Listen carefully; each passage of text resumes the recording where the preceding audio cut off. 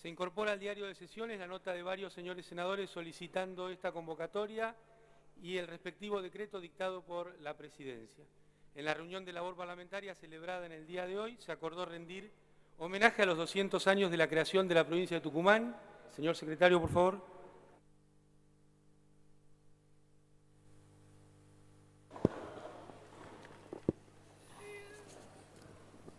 El Honorable Senado de la Nación declara su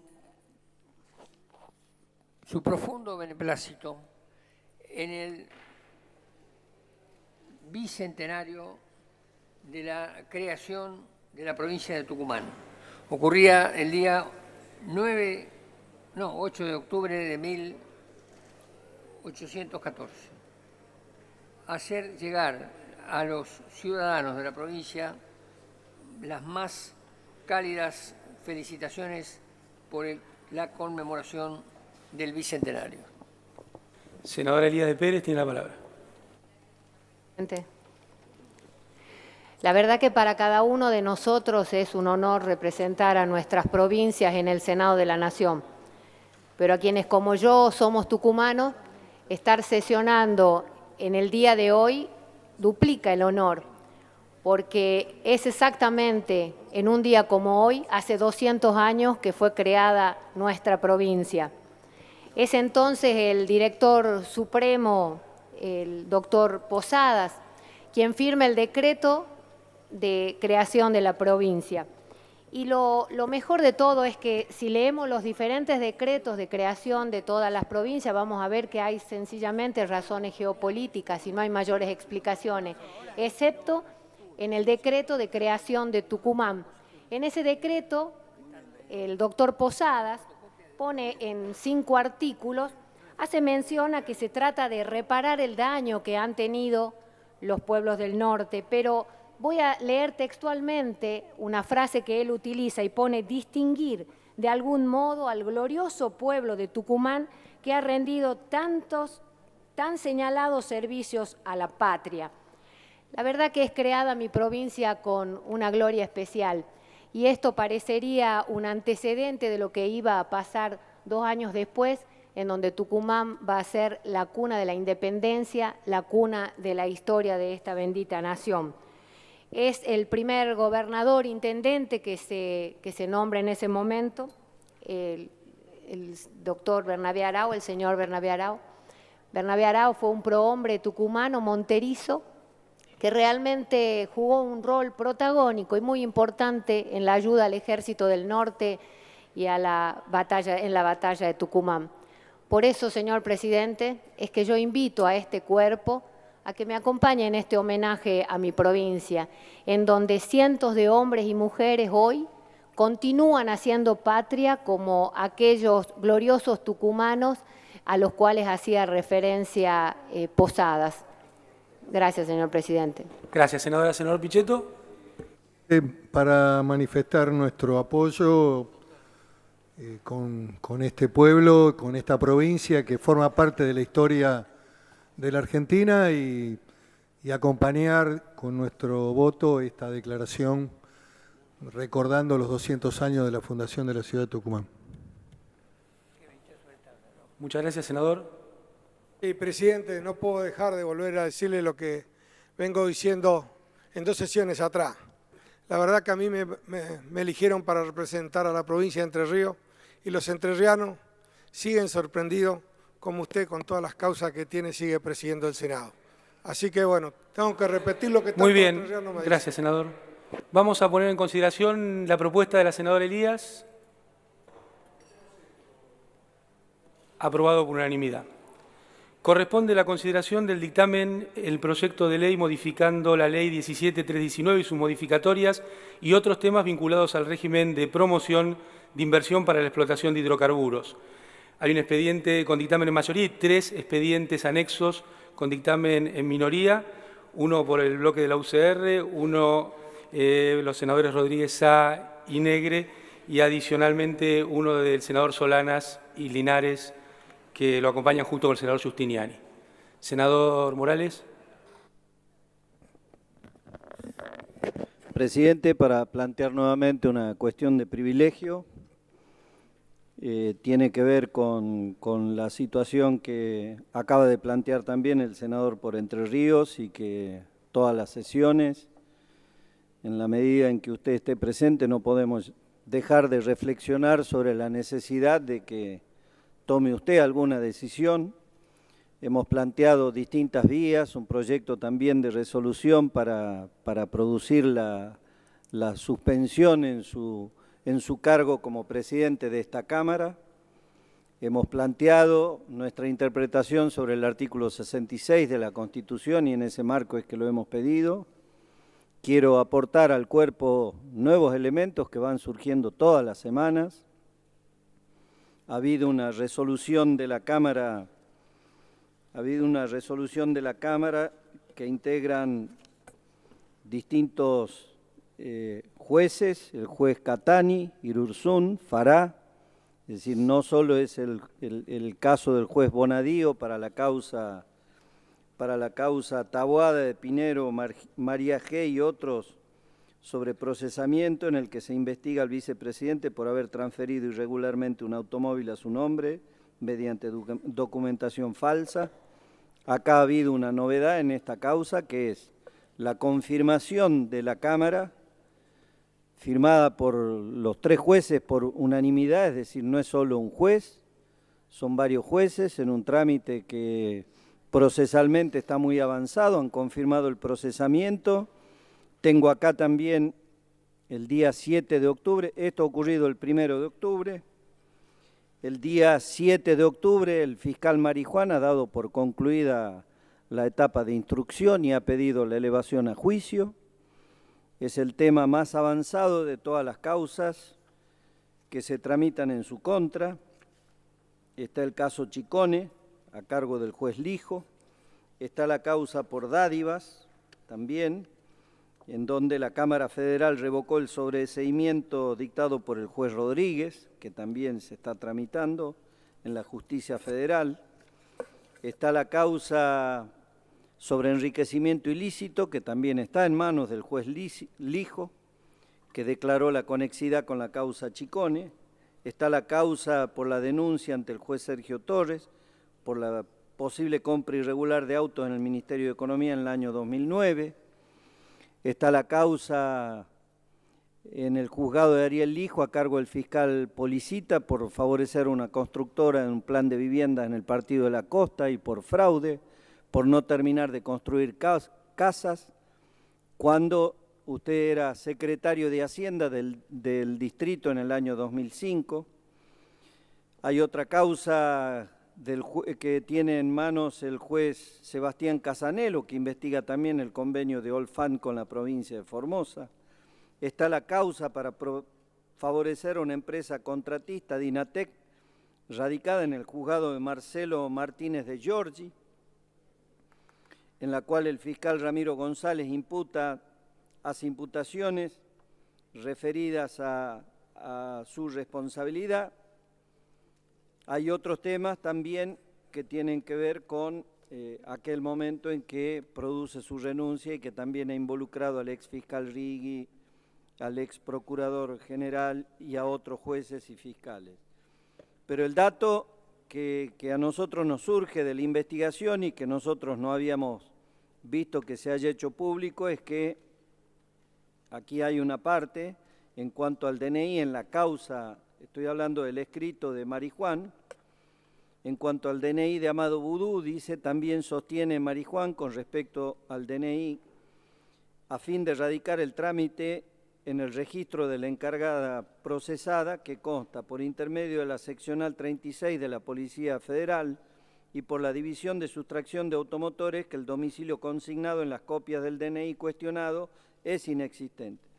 Esto es así porque en el DNI indica el piso 10º y ese edificio solo cuenta con 9 pisos. Habíamos visto, este es el caso de Carlos Calvo 329, piso 10º, oficina 43, que está escrito en el domicilio de su DNI, habiendo indicado el notario a foja 103 que la última atestación me lo debe haber manifestado él o bien era el domicilio que se encontraba inserto en su DNI. Cabe notar que dicho edificio solo posee 9 pisos. Es decir, además de un médano, usted mandaba a los fiscales o inspectores a la terraza del edificio, porque no tiene 10 pisos, sino que tiene 9. Este es un dato nuevo que también surge en una causa donde tiene un embargo por 10.000 pesos. Realmente nosotros creemos, presidente, que tiene que tomar una decisión. Ya no sabemos qué hacer en las sesiones, de qué modo alertar, porque realmente su postura frente a esta Cámara de no apartarse, el no acompañamiento que tenemos de la mayoría en cuanto al tema de la suspensión, genera una situación no solo complicada para ustedes, sino como representantes del Senado para el pueblo argentino. No es el mejor ejemplo que estamos dando desde acá de la Cámara y que usted da, y entonces la sociedad argentina va a pensar que no hay límites para nada, que se puede hacer todo, y realmente si hay algo que tenemos que hacer, que reponer, es la fractura de un pueblo dividido en dos, partido en dos, el que está a favor, el que está en contra, pero también el desafío cultural de recuperar valores, y creo que poco favor le hacemos a eso con su postura. Por eso es que volvemos a plantear esta cuestión de privilegio, pedimos que estos elementos, en esta oportunidad no voy a leer algunos ricos fundamentos de la Cámara y del fiscal Marijuán en esta causa, como lo hemos hecho en el caso Chicone, pero la verdad que siguen avanzando, sigue habiendo confirmación de parte de otros jueces, no son solo los jueces de primera instancia, y la verdad que usted tiene que reflexionar en algún momento sobre la necesidad de no hacerle esto al Senado de la Nación. Por eso volvemos a plantear esta cuestión de privilegio, le pedimos que se aparte, hemos puesto ahora carteles que dicen que pida licencia, hemos pedido la suspensión a la Cámara y no somos acompañados, le pedimos por favor que tome una decisión al respecto porque no solo se hace daño a usted, no solo le hace daño a su gobierno, sino que le hace daño al Senado de la Nación. Está planteada la cuestión de privilegio. Muchas gracias, senador. Senador Pichetto. Y no hay más nada, nadie más en este tema. Muy brevemente, quería decir nuevamente, sin hacer ningún tipo de defensa corporativa, porque nunca la hemos hecho, siempre hemos dicho que como ciudadano usted tiene los mismos derechos que cualquier otro ciudadano a tener una resolución judicial justa, una sentencia que determine su inocencia o su responsabilidad. Por lo tanto, creemos que a veces desde estos planteos se avanza más por encima de ámbitos propios que son del Poder Judicial. Reconocemos que el hombre público tiene mayores responsabilidades que el ciudadano común, que hay otro tipo de exigencias, pero yo quiero recordar que en esta Cámara siempre hay cuestiones de estilo que hemos cuidado. Acá no hubo ni carteles ni banderas, ni tampoco gritos, ni barras, ni ofensas hacia nadie en particular. Y esto me parece que hay que mantenerlo por encima de cualquier circunstancia. Esto hace al estilo de la Cámara de Senadores, que es un espacio de respeto, de convivencia, de discusión de ideas, donde en contadas excepciones pudo haber alguna situación donde se haya caído en el agravio. Y en general, cuando ha ocurrido eso, han habido las debidas disculpas casi en el acto. Así que yo aspiro a que se pueda mantener esto y a que podamos, digamos, dejar que funcione el sistema judicial, que está funcionando además, y que está actuando correctamente sin ningún tipo de presión por parte de nadie, porque ha habido respuestas judiciales que indudablemente no lo han favorecido y que van marcando una línea de accionar del Poder Judicial con un criterio independiente. Por lo tanto, yo les pediría también a los senadores que, en ese sentido, tengan la prudencia para poder esperar y que la justicia se expida. Esto es lo que quería decir como reflexión antes de abordar el debate en cuestión, que es el debate central de la ley de hidrocarburos, donde nosotros hemos planteado, si bien es cierto que esto es una cuestión de privilegio y se puede abordar como cuestión de privilegio, implica un apartamiento del temario. Yo he renunciado, digamos, a pedir temas que no estaban en esta sesión especial, porque privilegiamos un tema que es vital para el país, que es el tema de hidrocarburos. Vamos a esperar a ingresar los pliegos de las autoridades del Banco Central, porque era el único tema, y usted sabe bien que en una sesión especial no se puede poner otros temas, y esto fue un pedido nuestro. Les pido que podamos abordar este tema ahora, a partir de ahora, con la profundidad que el debate requiere. Yo creo que va a haber aquí un debate muy rico en esta materia, que tiene que ver con el futuro y el destino de la Argentina. Así que, con estas reflexiones, presidente, le pido que abordemos el debate de la ley de hidrocarburos. Muy bien. Podemos dar comienzo. Senador Fuentes tiene la palabra. Señor presidente, pocos temas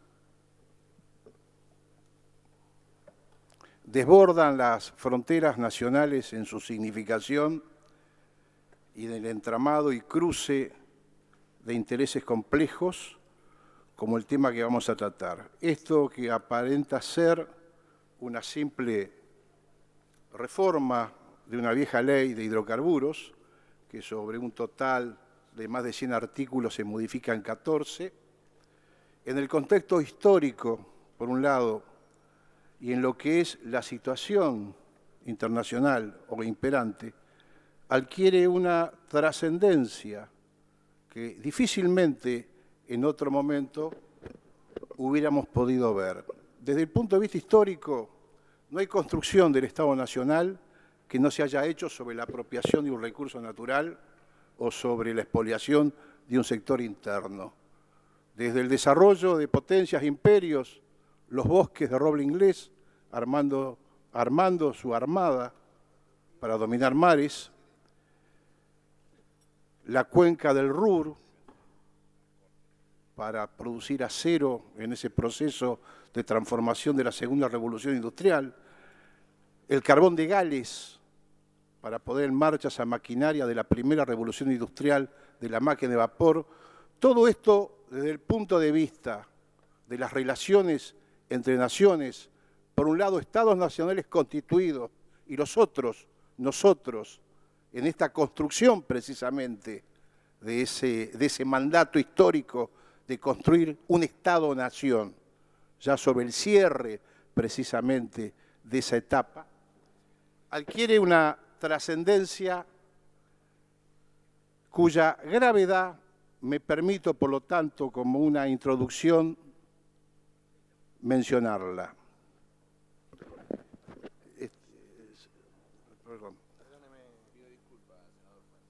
Gracias.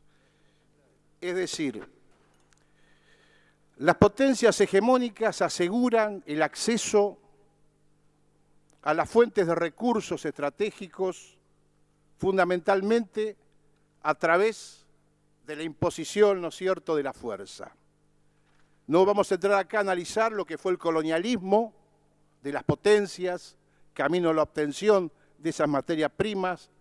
No vamos a entrar acá a analizar lo que fue la etapa del neocolonialismo, condicionando incipientes y débiles burguesía en un país donde una oligarquía jactanciosa se transformó en una burguesía renuente y perezosa.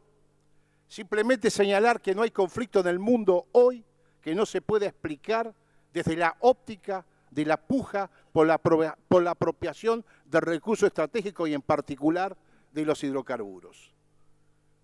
Si alguna duda queda en esto, basta ver simplemente el panorama del Medio Oriente, basta simplemente ver, ¿no es cierto?, la crisis en Crimea, basta ver, ¿no es cierto?, las presiones que se ejercieron sobre la República Rusa, la Federación Rusa, para provocar la devaluación del 20%. Es decir, las potencias hegemónicas, los países consolidados con control de su territorialidad, imponen en las cuencas energéticas de otros países que no tienen la misma dimensión de poderío, imponen condicionantes y limitaciones. Basta ver simplemente el mapa de América Latina, basta ver de norte a sur cómo se van generando y desarrollando esas hipótesis de conflicto que vulneran, limitan y cuestionan las autonomías nacionales. Cuenca del Golfo de México, la teoría, ¿no es cierto?, de la inviabilidad del Estado, teoría OTAN que se aplica en Serbia por primera vez, donde un Estado que no controla sus fronteras y que no hace valer la ley internacional en su territorio es un Estado fallido. Esto condiciona, ¿no es cierto?, la propia actividad e independencia de ese sufrido país que alguna vez supo decir un presidente tan lejos de Dios y tan cerca de Estados Unidos. La cuenca del Orinoco, la más rica de América Latina, ahí vemos el conflicto con la FARC, la guerrilla, las hipótesis, ¿no es cierto?, el narcotráfico, esos condicionantes que generan vigilancia permanente y monitoreo. Hemos visto que en su momento, hace no mucho tiempo, el presidente Ignacio Lula da Silva denunció la reactivación de la Cuarta Flota Americana y el establecimiento de las bases armadas americanas en Colombia, que tuvieron su debut de fuego en el ataque, ¿no es cierto?, en el ataque, desarrollando por primera vez la doctrina del ataque preventivo en defensa sobre el territorio soberano ecuatoriano.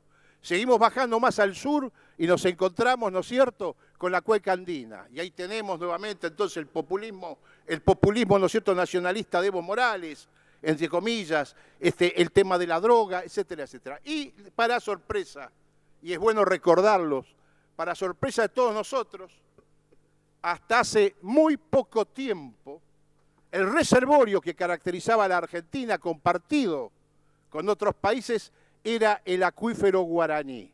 Recordemos permanentemente las campañas publicitarias, la amenaza de filmación de películas en torno a la triple frontera, financiamiento del terrorismo y narcotráfico. Ese era el elemento que justificaba el monitoreo y la preocupación de la potencia hegemónica de cuál era el destino de ese recurso. Pero evidentemente la puesta en valor en la irrupción de tecnologías, en la apropiación, en la extracción de hidrocarburos no convencionales y la cuantificación que se ha hecho de esos recursos, se habla que constituimos la segunda reserva en recurso gasífero no convencional del mundo y la cuarta reserva en recurso petrolero no convencional del mundo, con una ventaja además inmensa que consiste no solo en las características geomorfológicas de esas formaciones en torno al grosor de esa roca madre, sino fundamentalmente en la distancia que esos reservorios tienen con respecto a las napas acuíferas y fundamentalmente la proximidad de recursos hídricos para poder explotar ese recurso. ¿De qué sirve tener recursos no convencionales en un desierto en el cual no hay acceso al agua? ¿Qué quiero decir con esto? Que del momento que la Argentina entra a figurar, no porque se desconociera la existencia de esos recursos, como bien explicara la secretaria de Energía, para poder llegar a Rocas Blancas, yacimientos convencionales en mi provincia, previamente había que pasar perforando por la formación Vaca Muerta. Se conocía la existencia del recurso, lo que se carecía era de la tecnología o la capacidad de poder, ¿no es cierto?, extraerlo. Esta situación dimensiona de una manera totalmente inédita esta cuestión, de qué es lo que vamos a discutir en el día de hoy. Por eso es bueno que tengamos la sinceridad entre nosotros de identificar con claridad, detrás de nuestra posición, qué interés expresamos o en qué interés defendemos. Se nos acusa de que estamos haciendo una ley hecha a la medida del interés de YPF. Y se olvida que hemos tomado la decisión trascendente del recupero soberano del capital mayoritario de YPF, entendiendo que en la coyuntura histórica concreta que teníamos, la única manera de poder llegar al ejercicio de esa soberanía hidrocarburífera y el autoabastecimiento era el recupero de la empresa de bandera. Entonces uno puede decir, esta norma favorece a determinado sector, Pero es interesante indicar entonces a quién perjudica. Entonces una cuestión distinta es una campaña girando alrededor de que había un conflicto entre las provincias productoras de hidrocarburos y el Estado Nacional para decir este privilegio de YPF, entre comillas, perjudica los legítimos derechos de las provincias. Pero ese argumento, cuando se celebra el acuerdo federal entre los gobernadores de las provincias hidrocarburíferas, que forman parte de la Organización de Productores de Hidrocarburos, y el Estado Nacional, carece absolutamente de fundamento. Entonces queda la otra cuestión. Si cuestiono esta ley en función de que hay un interés creciente, de que esa empresa recuperada constituya la herramienta central de la política energética argentina, ¿a quién perjudica entonces? Evidentemente podrá decir alguna otra empresa que se siente perjudicado y se lo explicará.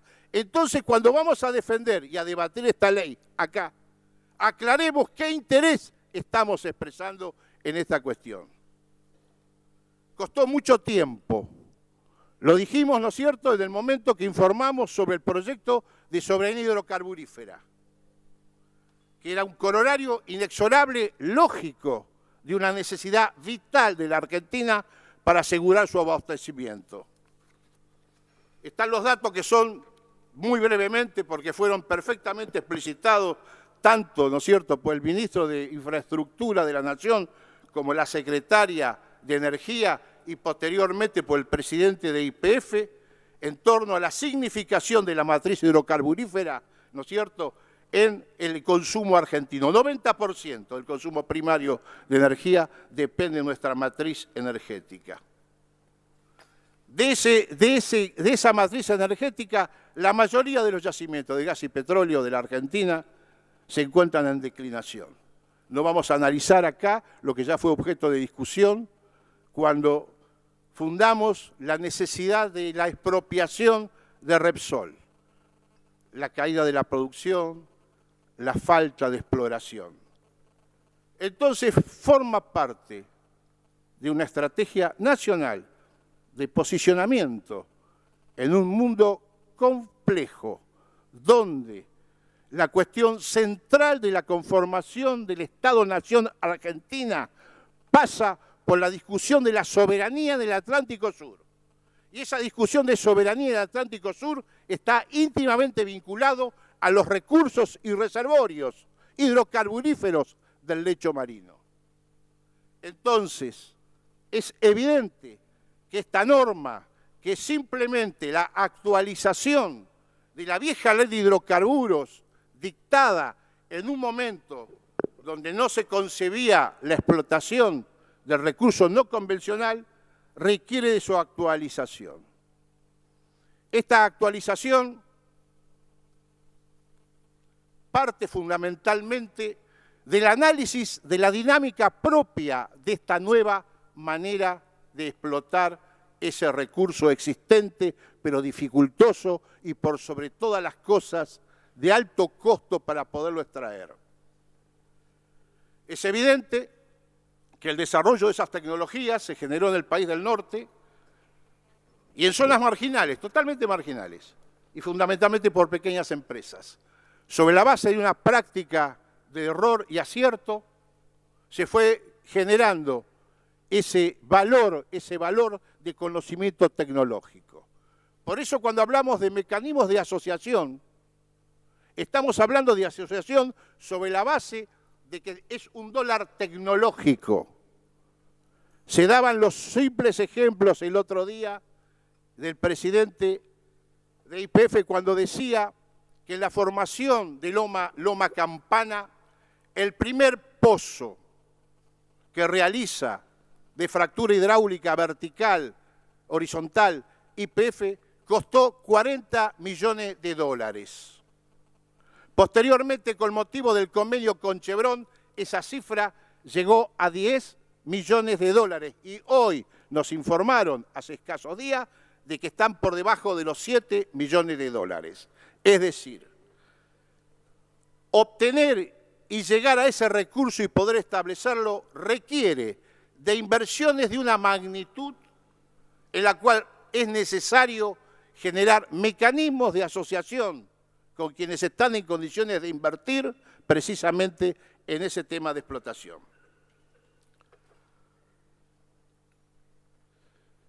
Vamos viendo en mi provincia, y motivaba expresiones de jolgorio del senador Morales cuando decía que envidiaba el recurso y el subsuelo de Uquino, y yo le decía que tuviera paciencia porque el litio en algún momento iba a tener que sustituir el hidrocarburo en la motricidad automotor.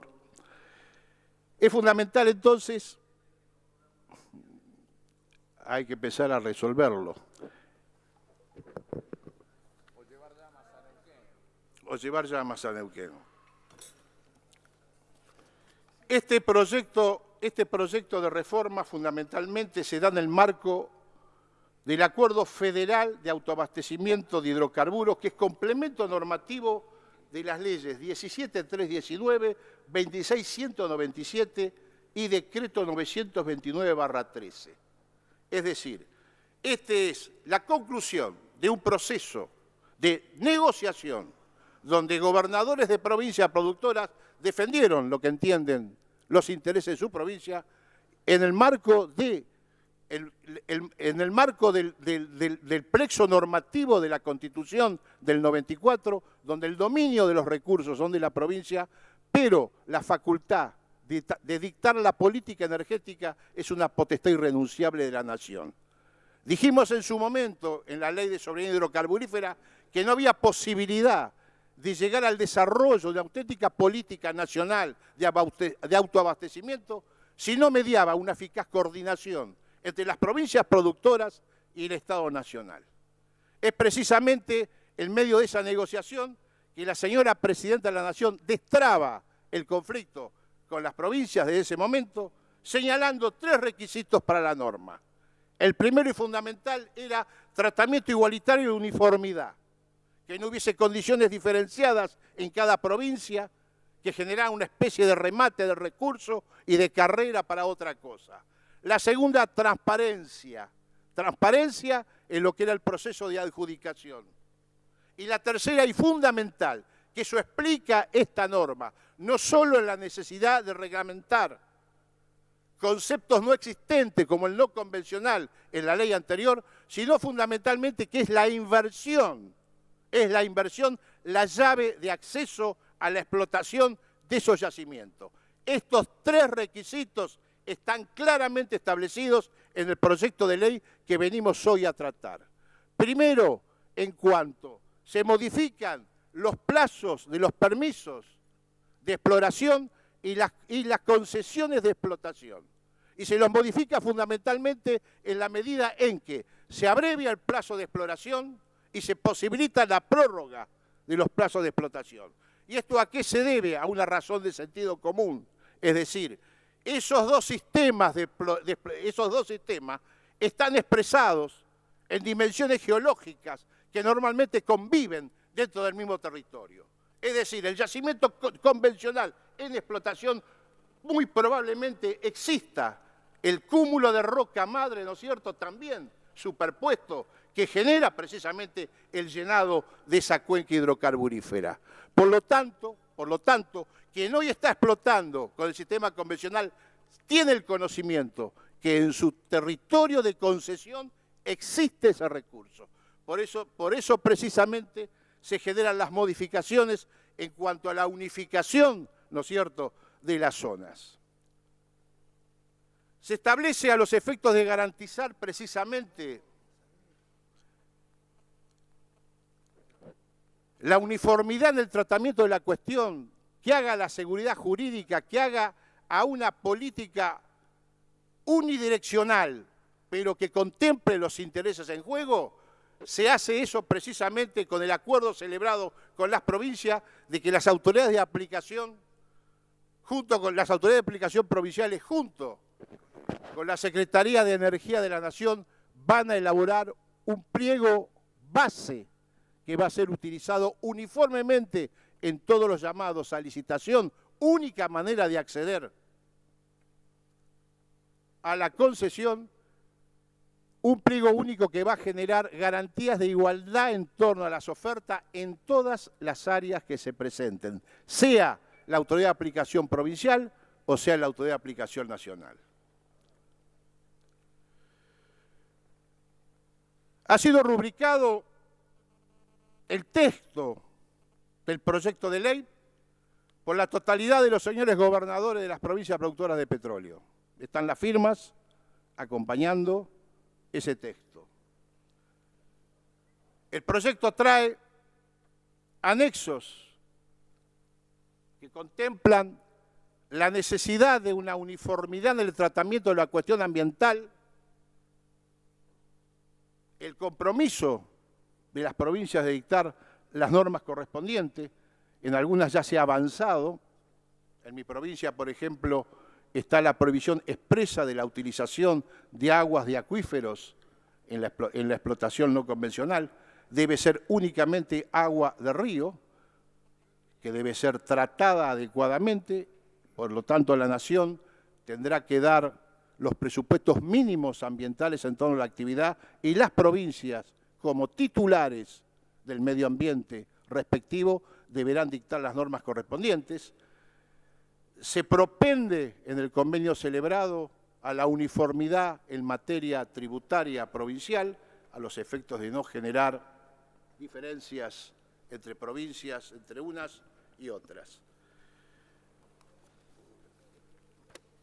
Las reformas introducidas tienen que ver, dijimos 14, tiene que ver con el artículo 23, donde se modifican los plazos de explotación, se reducen los plazos de exploración, vuelvo a decir, ante la necesidad de que sea la inversión el determinante precisamente del mantenimiento de los mismos, y cuanto más tiempo se demore, ¿no es cierto?, en ese proceso de exploración, más se grava lo que se debe compensar. Fundamentalmente, el proyecto de inversión sostenible posteriormente para la explotación, para transformar ese permiso en concesión de explotación, es un atributo básico e indelegable de la autoridad de aplicación de la jurisdicción. Es decir, se ha dicho de que son concesiones a perpetuidad, no es verdad, porque es facultad precisamente de la autoridad de aplicación entender sobre la base de lo acordado en el llamado que motivara la concesión, si los recaudos de inversión, que vuelvo a decir, es el determinante, la necesidad de inversión en esas áreas, si esos recaudos de inversión han sido realizados.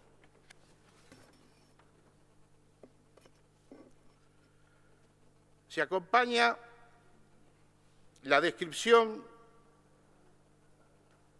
del plan piloto, que es determinante en torno a esa expresión de voluntad y eficacia de inversión, que es lo que va a tener que ser considerado específicamente por la autoridad de aplicación para tomar las resoluciones que le atribuye la ley con respecto al mantenimiento o prórroga de esas concesiones.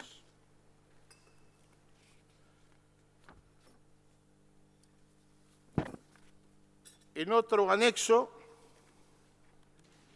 cuya importancia está de más destacar, los beneficios del decreto de promoción de inversiones hidrocarburíferas 929/13, que determinó que toda empresa que tuviera un área concesionada, convencional o no convencional, invirtiendo, garantizando durante 5 años una inversión de $1.000 millones, de más de $1.000 millones, podía al cabo de ese periodo disponer del 20% de lo extraído en función del valor del mercado internacional.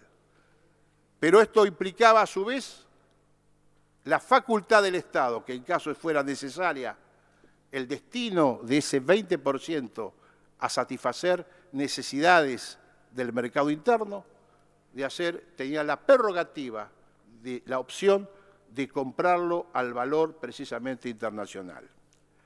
Este beneficio se extiende bajando el monto de la inversión para contemplar las mayores posibilidades de inversores se extiende con un mínimo de 250 millones de dólares y se acorta el plazo a 3 años para poder, ¿no es cierto?, disponer de ese 20% en el mercado internacional. Las modificaciones que la ley introduce, tanto en plazos, modalidades y ventajas, están directamente vinculadas al volumen de la inversión comprobada en el yacimiento. Y esta es precisamente la responsabilidad que tiene la autoridad de aplicación, sea la autoridad nacional o sea la autoridad provincial. La cuestión ambiental, que es un tema caro a todos nosotros. La cuestión ambiental genera, en primer lugar, y ya lo he sostenido, una ventaja comparativa que son las bondades precisamente de las características geomorfológicas de estos yacimientos, en torno que, salvo impericia o grosero error, están las napas freáticas absolutamente a resguardo por las simples distancias entre una y otra. Será la autoridad de aplicación la que tendrá que velar adecuadamente por esa protección ambiental con las exigencias que cada legislatura provincial deberá sancionar conforme este convenio establece entre los gobernadores y la Nación. Quiero indicar simplemente que esta actividad, solo tratar el agua de río en su transporte, captación, almacenamiento, transporte, tratamiento, depósito, implica inversiones de una magnitud, volúmenes de actividad económica sin precedente para nuestras regiones. Todavía no tenemos dimensiones ciertas de ese impacto que genera, con también las dificultades y desafíos que ese impacto va a traer acarreado. Hablábamos con el secretario general del gremio, senador Pereira, en este momento una habitación minúscula en Añelo, se están pidiendo hasta más de 8.000 pesos de alquiler.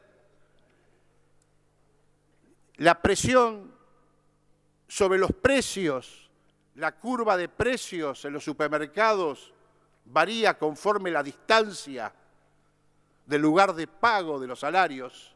Neuquén tiene hoy probablemente los precios más caros en supermercados. La presión del negocio inmobiliario que esta expansión genera sobre otro tipo de actividades económicas que deben ser protegidas, como la agricultura familiar, es inmensa. Todos estos son los desafíos donde precisamente las comunidades de estas provincias, que están bendecidas por esta riqueza, tienen que tomar los recaudos, tenemos que tomar los recaudos de que esto se haga correctamente. Ya hemos vivido procesos parecidos, donde aparecía la bonanza, nosotros en nuestra provincia, las grandes obras hidroeléctricas, que lo único que dejaron fueron obradores abandonados y gomerías a la vera de caminos. Quiero decir que es imposible cumplir los objetivos que estableciera en su momento la Ley 26.197 si no media una tarea mancomunada e intensa entre la Nación y las provincias. Capítulo aparte merece el hecho de los comentarios, los 14 artículos que han sido modificados, a los efectos de no seguir ocupando tiempo, lo harán, ¿no es cierto?, otros compañeros de la bancada. Capítulo aparte merece la complejidad del tema de la deuda externa soberana con esta expectativa inmensa de desarrollo hidrocarburífero que potencia la Argentina de un país netamente importador a las posibilidades de ser un país exportador de hidrocarburos.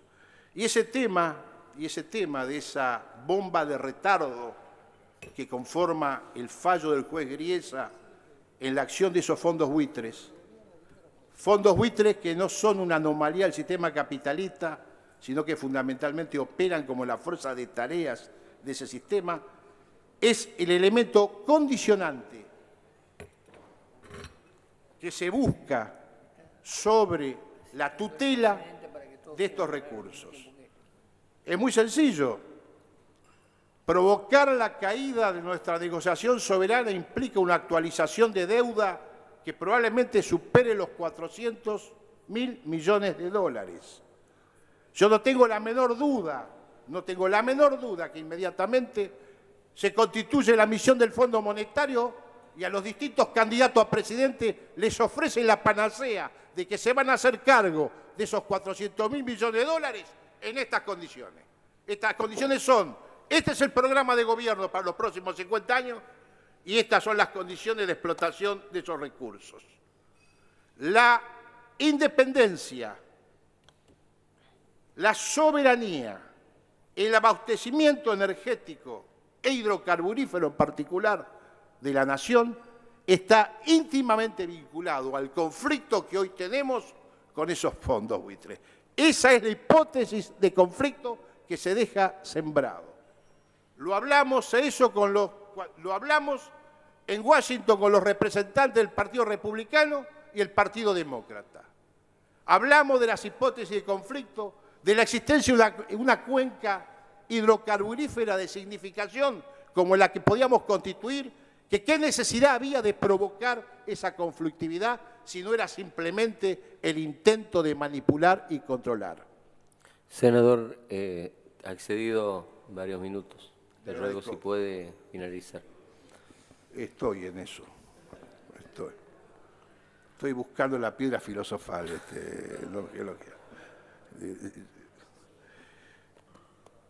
Para cerrar,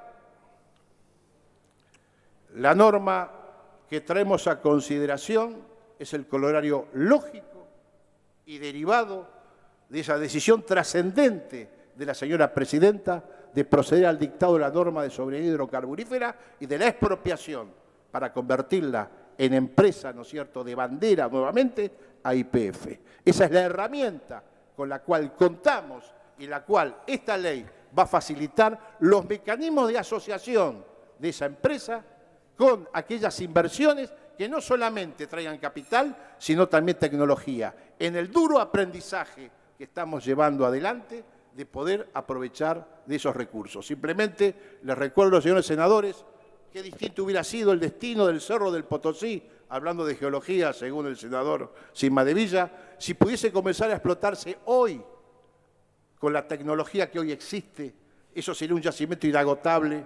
Entonces es evidente que los países centrales extraen recursos de la periferia con los menores costos posibles y con las mayores consecuencias ambientales y preservan sus recursos estratégicos para otro momento, para el futuro. Un solo ejemplo tenemos. El elemento exterior que provoca la caída del presidente Salvador Allende es cuando Estados Unidos mueve sus reservas de cobre para hacerle caer el único producto exportable que Chile tenía. La huelga patronal camionera de Chile, que durante 3 meses paralizó el país, más el desfasaje de divisas, la pérdida de divisas, provoca las condiciones del malestar donde operan, como documentación decodificada recientemente del Departamento de Estado americano lo demuestra. Un golpe financiado por la CIA. Esto es lo que hoy está en juego acá. Y no quisiera simplemente querer comparar algunas actitudes como pretender a pérdida de recursos propios, no vender soja para que el Estado no tenga recursos, guardar soja a un precio de perder plata para desfinanciar el Estado. Entonces, tengamos cuidado y sobre todo, cuando sostengamos las posiciones legítimas que acá vamos a sostener, manifestemos qué interés concreto tenemos detrás de esto. Gracias. Gracias, senador. La cerramos y tenemos una hora ya prevista también para el cierre de debate. ¿Se lee por secretaría o lo leo yo? Pedimos cierre de la lista de oradores, por eso. A continuación, continuaría el senador Sanz, la senadora Di Perna y Gramamuño. Senador Solanas, Pereira, González, Martínez, Negre, Bermejo, Santilli, Neidenov, Linares, Marino, Gingle, Marino no me informan, después de Marino, después de Linares, Gingle, Montero,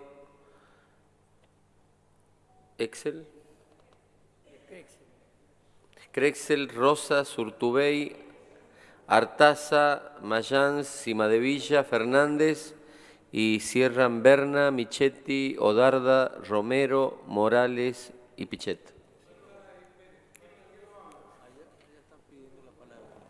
A la senadora Jiménez y la senadora Igonet para incorporar.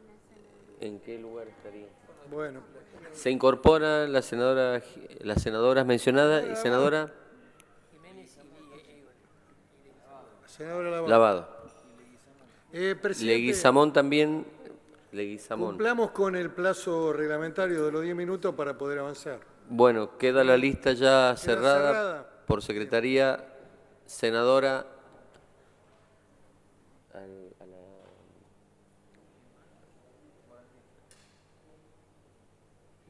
y Linares. Ahora pide la palabra. Senador Linares. Presidente, simplemente habíamos acordado en labor parlamentaria que había una modificación en un artículo, no la mencionó el miembro opinante, para volver al dictamen anterior, entonces, a los efectos de que nos pasen el articulado para tener completa la información. Senadora. Pedir la autorización para que podamos insertar quienes no hagamos uso de la palabra. Así no lo dilatamos en el tiempo al debate.